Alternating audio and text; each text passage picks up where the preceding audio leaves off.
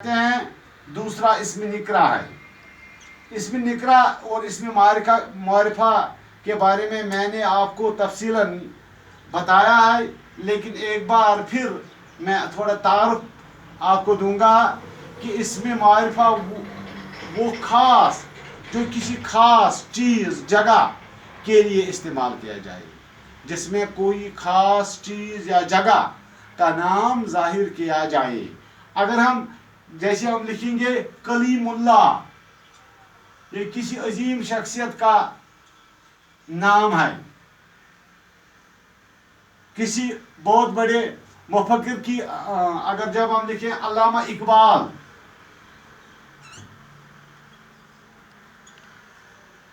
اگر ہم گلمرگ،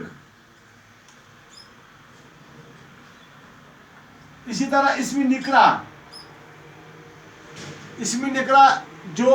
جس میں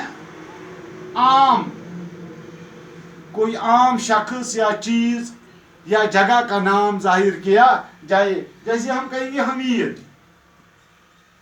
بشیر، رشید وغیرہ، یا کوئی جگہ کا نام ہم ظاہر کریں گے یا کسی دریا کا نام ظاہر کریں گے، یعنی جو عام ہو، جو خاص نہیں ہو، پرٹیکولر نہ ہو، تو ہم اس کو کیا کہتے ہیں؟ اسم نکرہ کہتے ہیں. اب اسی اسم معرفہ کی 4 قسمیں ہم کوشش کریں گے. اسم معرفہ کی 4 قسمیں، اسم معرفہ کی 4 قسمیں ہیں.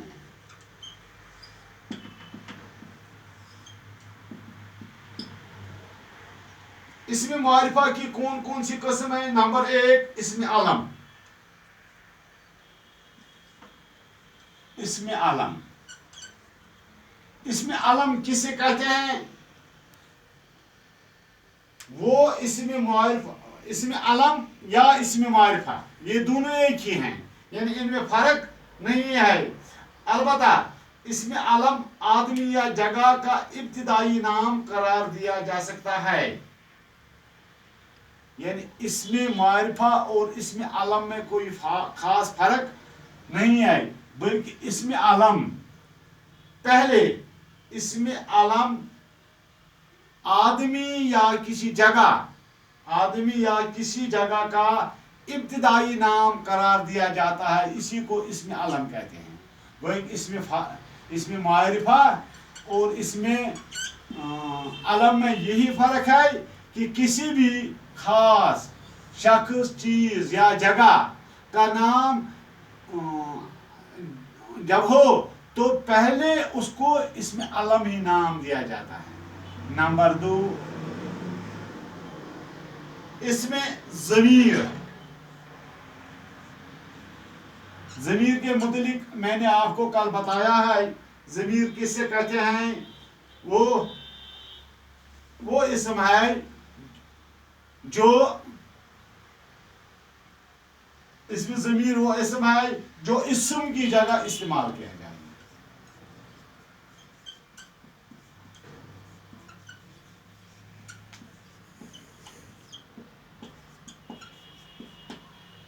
اسی طرح اس کا ایک اور اسم اشارہ، تیسرا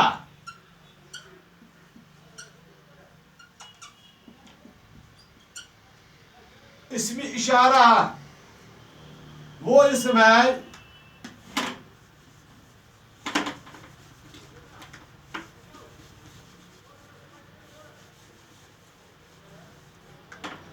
اسم اشارہ وہ اسم ہے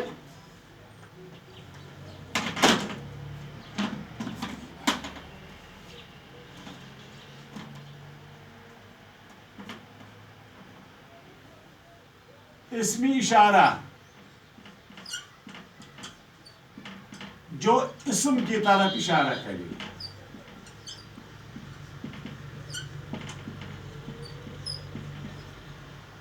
یہ اسم کی طرف اشارہ، جیسے ہم کسی شخص یا چیز کے بدلے ہم کہتے ہیں وہ، یا اس نے، وغیرہ وغیرہ، تو ہم اس کو اسم اشارہ کہتے ہیں. چوتھا جو آتا ہے وہ ہے اس میں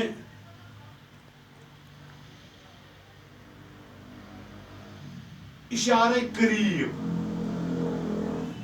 اس میں اشارہ جو ہے نا اس کی بھی 2 قسمیں ہیں. ایک تو اس میں قریب جو نزدیک کی طرف اشارہ کیا جائے، دوسرا ہے بعید جو دور کے لیے استعمال کیا جائے. چوتھا ہے اسم موصول.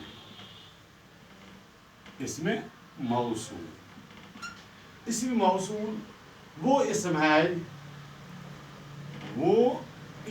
ہے جب تک نہ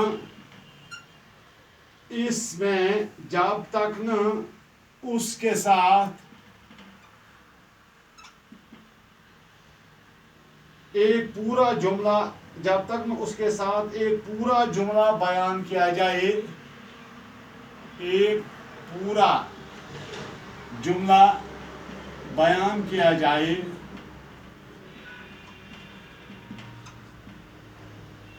جب تک نہ اس کے ساتھ ایک پورا جملہ بیان کیا جائے مطلب پورا سمجھ میں نہیں آتا ہے.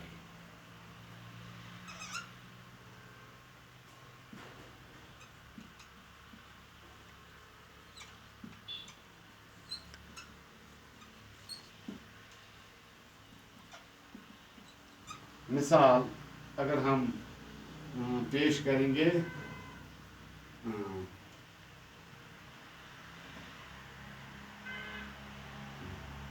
جب وہ آیا تو بارش شروع ہوئی.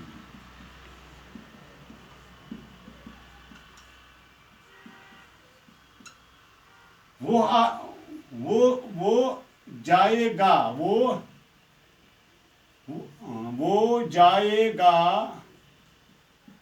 تو ہم بھی کام کریں گے.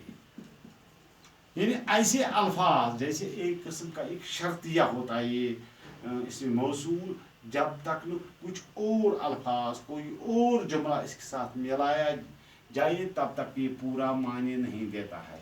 یہ میں نے آپ بچوں سے ایک مختصر تعارف دیا. اس کے علاوہ اس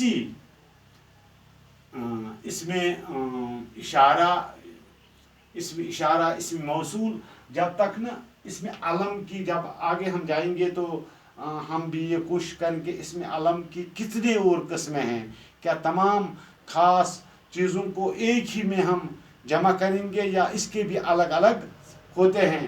اس لیے آئندہ پروگرام میں انشاءاللہ میں آپ کو تفصیل کے ساتھ اسم موصول یا اسم معرفہ کی قسمیں آپ کے اس میں علم کی قسمیں آپ کے سامنے بیان کروں گا. باقی وسلام.